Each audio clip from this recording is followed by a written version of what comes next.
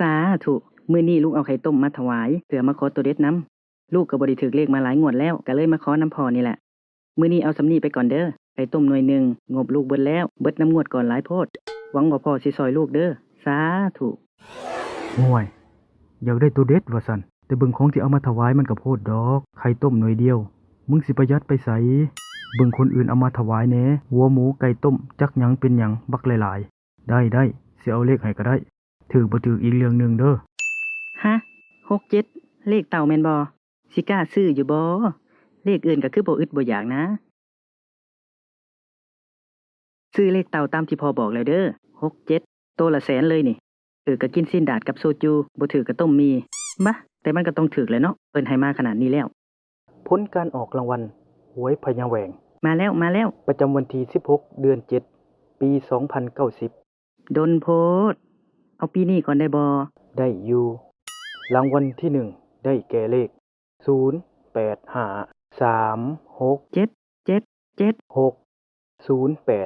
ยถูกแดกอีกแล้วสมน้ำหน้าอย่ามาซ้ำเติมกูเด้อ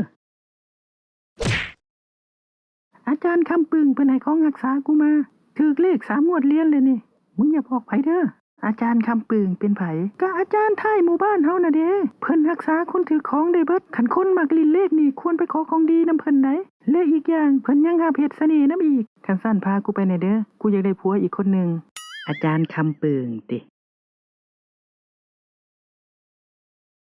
สบายดีอาจารย์ขะน้อยมาบ่ต้องเว้าหยังอาจารย์ฮู้อาจารย์เห็นผัวมึงบ่กลับบ้านมาหลายมื้อแล้วแม่นบ่มันก็มีวิธีแก้อยู่บ่แม่นได้อาจารย์ขะน้อยมาขอของดีนำเห็นคนสาคนลือว่าอาจารย์มีของดีซื้อเลขแล้วถือว่าของแบบนั้นไผสิไปมีคันซั่นขะน้อยกลับก่อนเด้ออาจารย์อเด้ย่าฟ้าวเมื่อใจเย็นก่อนติให้อาจารย์เล่นโตแหน่จักหน่อยมันก็พอสิมีอยู่ดอกแต่เวลาเอาไปรักษามันให้ดีเด้อมันรักษายากแหน่จักหน่อย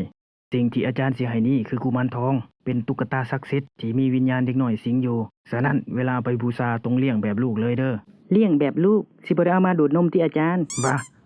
อย่ามาเว้าลิ้นเว้าหัวได้กะแนวบ่ฮู้เนาะคันสิเอาไปบูชาก็ยก2ขาหน้าขึ้นแขน2แขนขึ้นเอาเด้อบัดนี้มีคนรับลูกไปอยู่นำแล้วก็ให้โชคให้หมานเพิ่นแหน่เด้อลูกเด้อ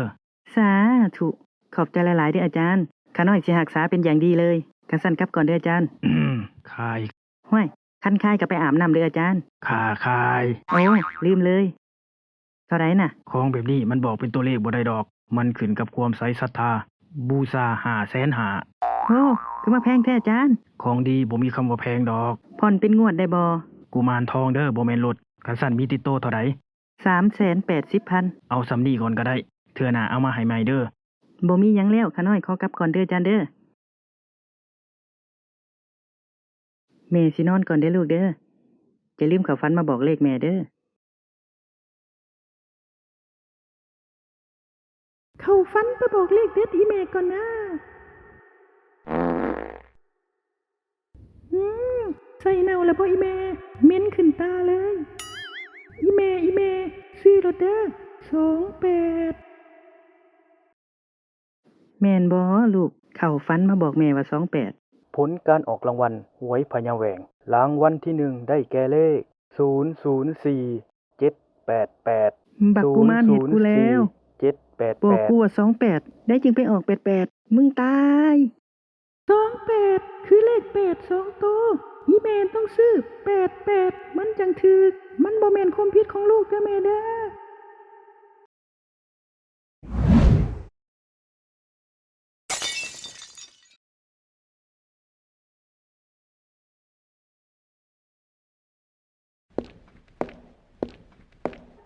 เอาของมาคืนเด้ออาจารย์บ่เห็นสิหมานเด้ข้าน้อยบ่เลี้ยงแล้วเด้อมึงฮู้บ่ว่ามึงเฮ็ดหยังลงไปมึงกำลังปลดปล่อยวิญญาณที่อยู่ในตัวตุ๊กตานี่เรื่องให้ๆกำลังสิเกิดกับมึงฮู้จักบ่เรื่องให้ๆอีหยังข้าน้อยบ่สนใจดอกส่วนเงินที่ยังบ่พอน่ะข้าน้อยบ่ให้เด้อ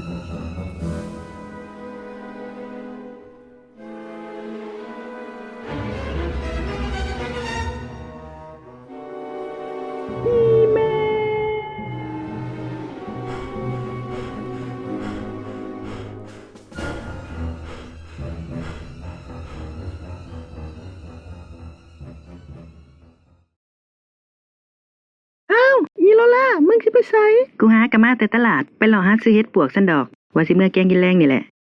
ว่าแต่สูสิไปไสสิไปกินบุฟเฟ่ต์หั่นนกขุมบ่ บ่ละกูคือสิบ่ไปอีกแล้วล่ะกูว่าสิเข้าไปในเมืองไปหาโหลดซื้อส่งในก่อนของเก่ามันขาดเบิดเลยเด้ สูเป็นแฟนกันบ่นี่ คือว่าขี่รถไปนำกัน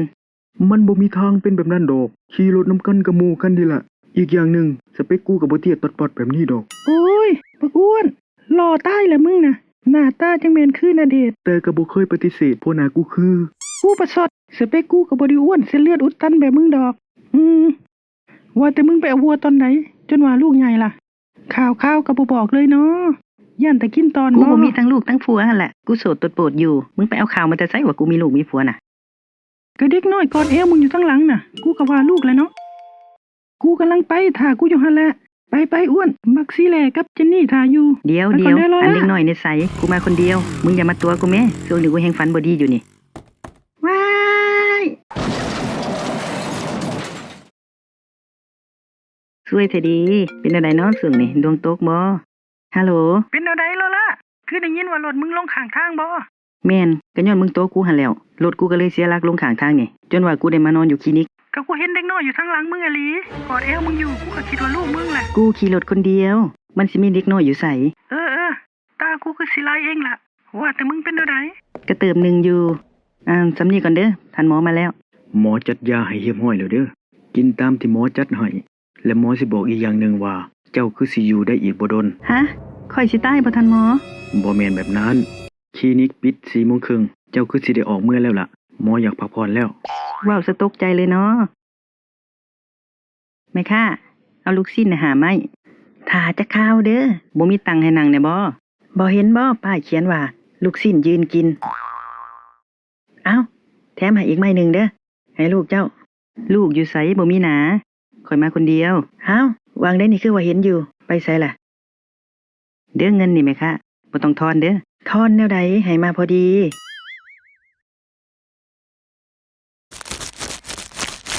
แหน่คือสิบ่แม่นแหละบาดนี้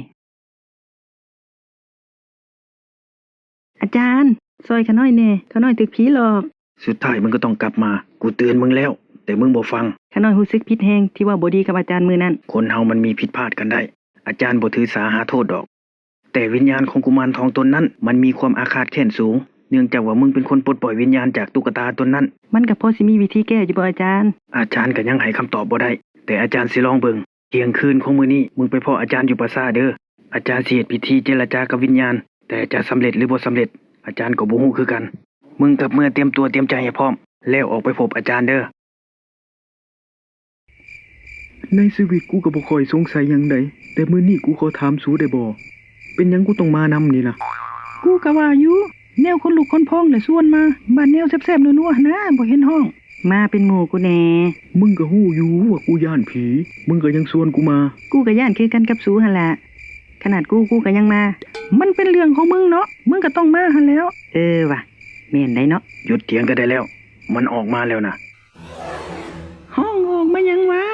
กำลังเบิ่ง YouTube อยู่นี่ คือมาขัดขวางความสุขแท้ ว่าวแบบตรงไปตรงมาเลยเด้อที่อาจารย์ห้องออกมานี่อยากให้เจ้าเลิกติดตามผู้หญิงคนนี้ซะ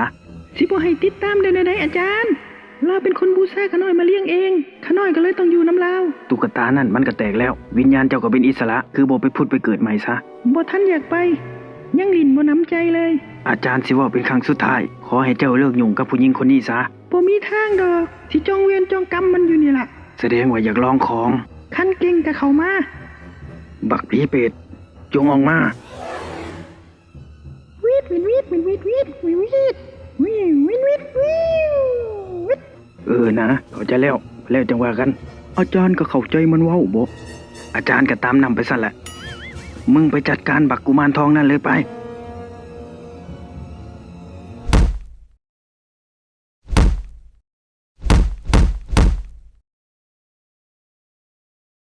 เย่สำเร็จแล้ว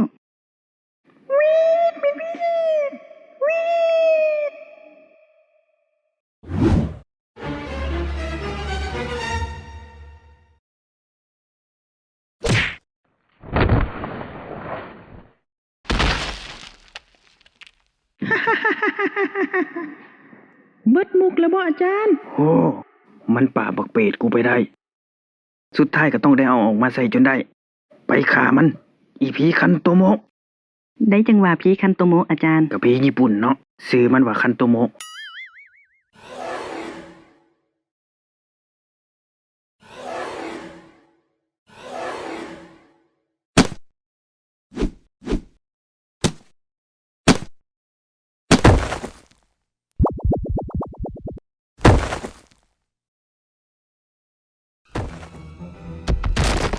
กูทนบ่ไหวแล้ว พวกสู้เฮ็ดให้กูสูญฉะนั้นมื้อนี้บ่มีไผหลุดพ้นจากน้ำมือกูไปได้ พวกสู้ต้องตายกันเบิดให้ค่อยมาญี่ปุ่งกองละอาริกาโตอายิโนโมโตะ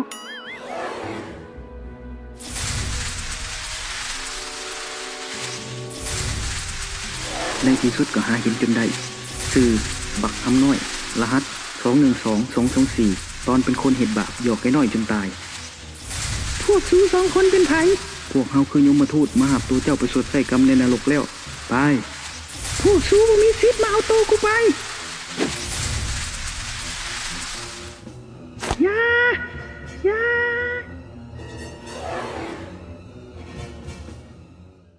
แม่นหยังวะ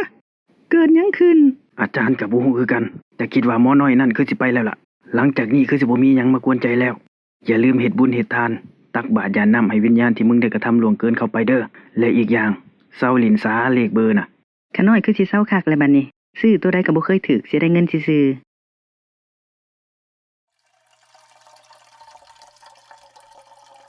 ๆฮะ โตเด็ด จัดไปงวดนี้ทุ่มเบิดมีเลย